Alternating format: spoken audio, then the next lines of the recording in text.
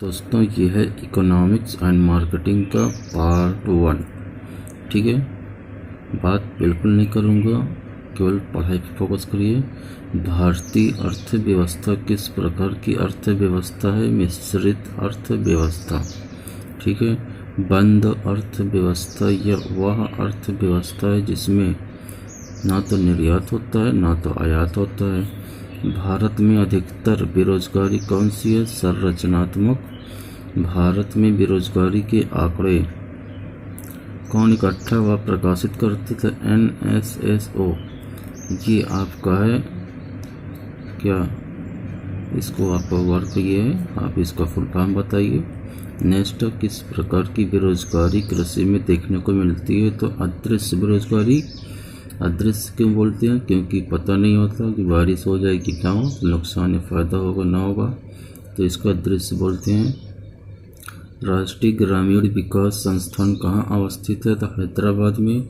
योजना आयोग किसके सर्वेक्षणों के आधार पर निर्धनता रेखा के नीचे के लोगों का आकलन करता है? राष्ट्रीय नमूना सर्वेक्षण संगठन। नेक्स्ट, राज्य एवं राष्ट्रीय स्तर पर गरीबी का अनुमान लगाने के लिए योजना आयोग किसके सूत्र का प्रयोग करते हैं? DT लाकड़ावाला। अंत्योदय कार्यक्रम का उद्देश्य या लक्ष्य क्या है? गरीबों में सबसे अधिक गरीब की मदद करना। गरीबी रेखा के नीचे जनसंख्या का न्यूनतम प्रतिशत कहाँ पर है? तो गोवा में। नेक्स्ट, किस राज्य को अत्यधिक कुपोषण के कारण भारत का इथियोपिया कहा जाता है? मध्य प्रदेश को। नेक्स्ट, वर्ल्ड डेवलपमेंट रिपोर्ट किसका वार्षिक प्रकाशन है? IBRD। नेक्स्ट, मानव विकास सूचकांक किस अर्थशास्त्री की देन है? महबूब उल हक के है। नेक्स्ट, राज्य स्तरीय मानव विकास रिपोर्ट जारी करने वाला प्रथम राज्य कौन सा है? तो मध्य प्रदेश। नेक्स्ट देखते हैं, संयुक्त राष्ट्र विकास कार्यक्रम की मानव विकास रिपोर्ट की तर्ज पर भारत की पहली मानव विकास रिपोर्ट कब जारी किया गया? अप्रैल 2002 में। नेक्स्ट, UNDP की मानव विकास रिपोर्ट में भारत को किस श्रेणी में रखा गया है? मध्यम मानव विकास श्रेणी में। नेक्स्ट, फरवरी 2001 के शैक्षिक विकास सूचकांक के अनुसार भारत के 4 उच्चतम स्थान वाले राज्य केरल, तमिलनाडु, पंजाब, दिल्ली। अब देखते हैं बंद अर्थव्यवस्था से क्या समझते हैं। तो इसमें ना आयात निर्यात बंद होता है। भारत के किस राज्य में गरीबों का प्रतिशत सबसे अधिक है? ओडिशा। अल्प विकसित देशों में गरीबी का मुख्य कारण क्या है? आय में असमानता। नेक्स्ट, हरित सूचकांक किसके द्वारा विकसित किया गया था? संयुक्त राष्ट्र विकास कार्यक्रम के द्वारा हरित सूचकांक जो है विकसित किया गया था। नेक्स्ट देखते हैं, किसके द्वारा भ्रष्टाचार से लड़ाई के लिए नागरिकों की मार्गदर्शिका निकाली गई है? केंद्रीय सतर्कता आयोग। भारतीय अर्थव्यवस्था के उदारीकरण का अग्रदूत किसको कहा जाता है? डॉक्टर मनमोहन सिंह को। नेक्स्ट, मानव विकास सूचकांक किसने बनाया था? UNDP ने। भारत की आय का प्रमुख स्रोत क्या है? सेवा क्षेत्र है। देश में राष्ट्रीय न्यायाधीश NSS की स्थापना कब हुई? 1950 में।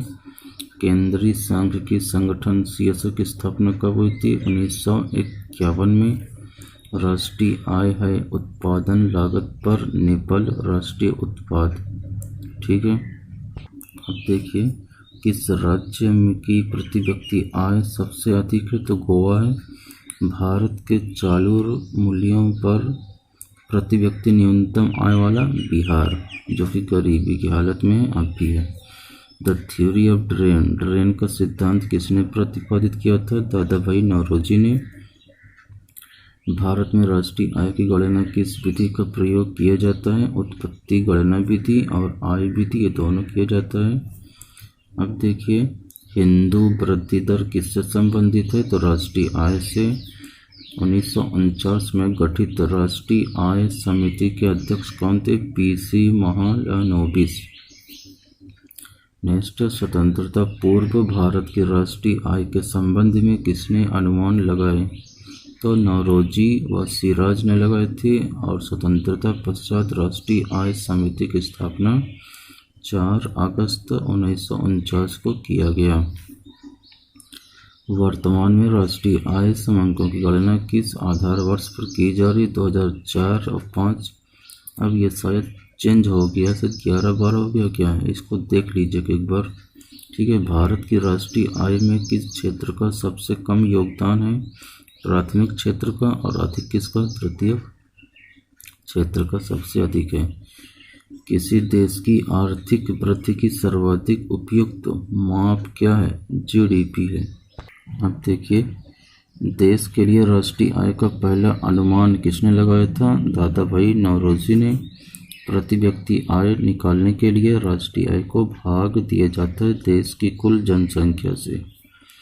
भारत में स्थिर मूल्यों पर सकल घरेलू उत्पाद के प्राकलन के लिए वर्तमान में आधार वर्ष है पहले 1999 से 2000। अब क्या है, शायद चेंज हुआ क्या, इसको भी देख लीजिएगा।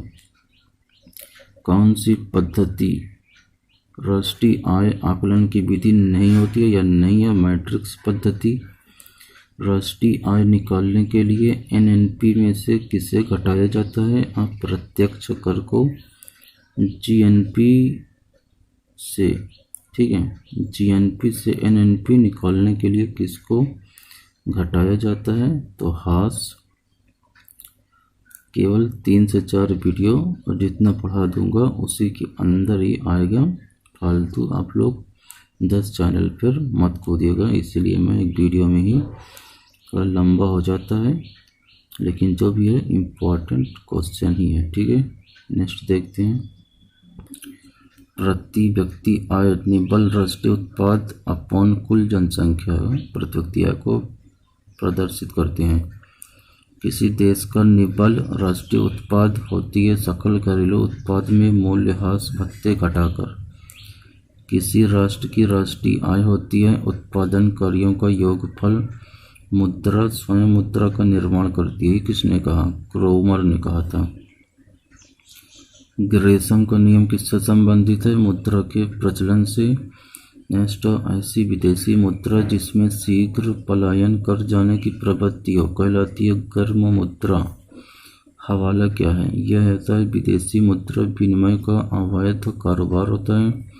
हार्ड करेंसी से क्या तात्पर्य है? वह मुद्रा जिसकी आपूर्ति मांग की अपेक्षा कम हो। और सॉफ्ट, वह मुद्रा जिसकी आपूर्ति मांग की अपेक्षा अधिक हो। जिस मुद्रा में भुगतान करने पर लेनदार कानूनी तौर पर स्वीकार करने से इनकार नहीं कर सकता उसे कहते हैं विधिग्राह्य मुद्रा।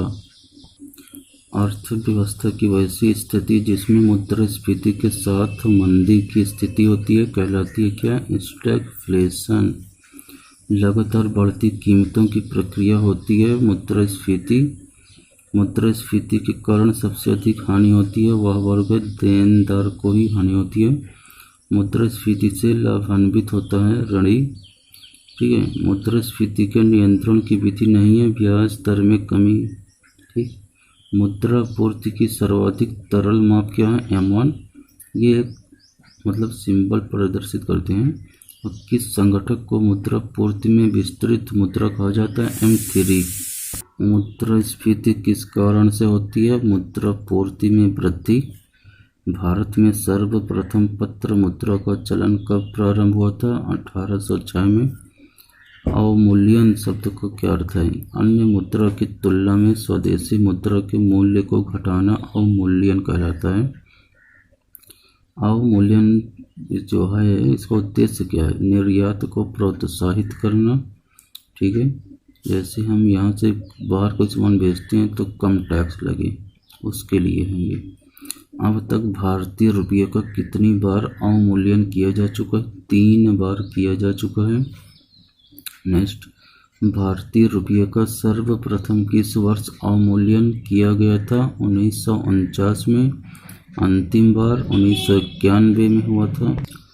2 चरणों में अवमूल्यन कब किया गया था? 1991 में ही। प्रथम चरण में भारतीय रुपये का अमेरिकी डॉलर में परिवर्तन या अवमूल्यन हुआ था 20% का। रुपये को चालू खातों में पूर्ण परिवर्तनीय कब घोषित किया गया? 19 अगस्त 1994। ठीक है। गिल्ड एज्ड बाजार किससे संबंधित है? तो सरकारी प्रतिभूतियों से। इस वीडियो में आपको केवल इम्पोर्टेंट क्वेश्चन का ही समावेश, अगर आपको भरोसा है तो पढ़िए। ठीक है, लेकिन मैं जितना पढ़ाऊँगा उसी के अंदर एग्ज़ाम में पूछेगा। आप 10 चैनल घूमते रहिए। ठीक है। आरबीआई के नोट निर्गमन विभाग के पास हर समय कम से कम कितने मूल्य का स्वर्ण कोष रहना चाहिए? 115 करोड़। बैंक नोट प्रेस कहाँ स्थित है? देवास। भारत में 20 रुपये एवं इससे उच्च वर्ग के नोटों की छपाई किस प्रेस में होती है? Currency note press, Dewas. भारतीय रिजर्व बैंक की प्रथम महिला डिप्टी गवर्नर के.जे. उदेसी। ठीक है। इंपीरियल बैंक ऑफ इंडिया का आंशिक राष्ट्रीयकरण करके एसबीआई की स्थापना कब हुई? 1955 में। एसबीआई का मुख्यालय कहाँ है? Mumbai. With you all the way किस बैंक की विज्ञापन पंक्ति है? एसबीआई। चमकता हुआ सितारा किस राष्ट्रीयकृत बैंक का प्रतीक है? बैंक ऑफ इंडिया का है। किस देश में भारतीय बैंकों की सर्वाधिक शाखाएं कार्यरत हैं? यूके में। ठीक है। नेक्स्ट देखते हैं, भारत में सर्वाधिक शाखाएं किस विदेशी बैंक की हैं? Standard chartered bank. नेक्स्ट, राष्ट्रीय कृषि एवं ग्रामीण विकास बैंक की स्थापना किस पंचवर्षीय योजना अवधि में की गई थी? छठी। और किस समिति के द्वारा? शिवरामन समिति के द्वारा। अब देखते हैं नेक्स्ट, भारतीय लघु उद्योग विकास बैंक का मुख्यालय स्थित है लखनऊ में। भारत के किस राज्य में कोई क्षेत्रीय ग्रामीण बैंक नहीं है? गोवा व सिक्किम में। केलकर समिति की सिफारिशों को ध्यान में रखते हुए कब से कोई नया क्षेत्रीय ग्रामीण बैंक नहीं बनाया गया है? अप्रैल 1987 से। भारतीय औद्योगिक पुनर्निर्माण बैंक की स्थापना किस वर्ष किया गया? 1985 में। नरसिम्हन समिति ने बैंकिंग ढांचे को कितने स्तर बनाने की प्रस्तुति की थी? 4। नाबार्ड है एक वित्तीय संस्था है। नाबार्ड। फेडरल रिजर्व बैंक किस देश का केंद्रीय बैंक है? संयुक्त राज्य अमेरिका का। आईबीए से तात्पर्य है इंडियन बैंक्स एसोसिएशन। भारत में नए निजी बैंकों की स्थापना के लिए कितनी न्यूनतम चुकता पूंजी होना आवश्यक है?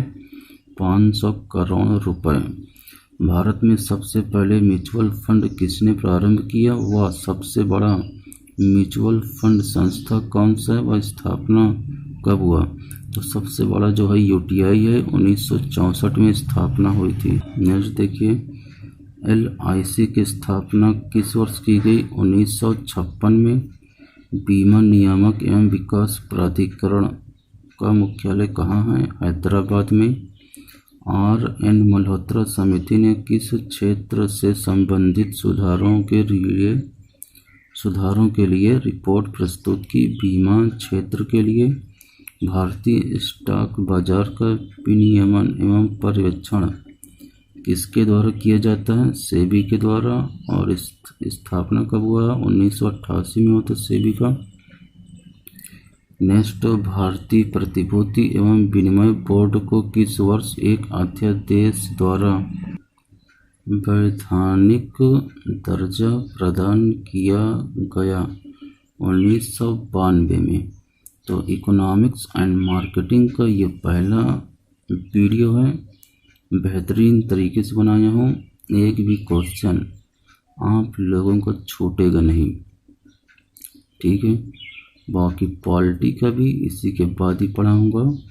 इस वीडियो को 4-5 वीडियो बनेंगे, उसके बाद हो सकते है 3 में ही बन जाए। ठीक है। तो उसके बाद फिर पॉलिटी पढ़ाएंगे।